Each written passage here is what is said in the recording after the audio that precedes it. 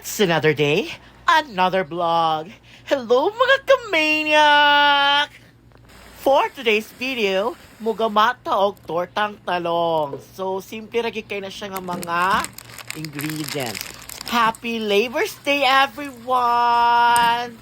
Kay tambay matakaroon sa balay, magluto-luto na lang tano, so duga na lang ninyo. Aron, makakaon pud mo glami.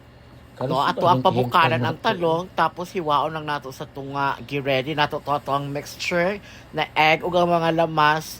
Tapos pagkauman na nato siya og tunga-tunga, ibutang na nato atong itlog ug mga lamas-lamas. Nga naon lang siya kasimple. Dali lagi kay siya luto. Tapos magpainit dayon ta sa ato ang kalaha nga may mantika. Then iprito-prito na dayon nato. And voila! Luto na siya. Dali lagi kay siya, di ba?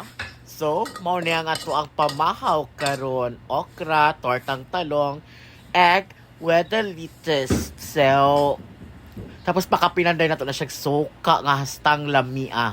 Okay? Mga na tanin niyo. That's all for today. God bless us all. Padayon tang tanan. Bye.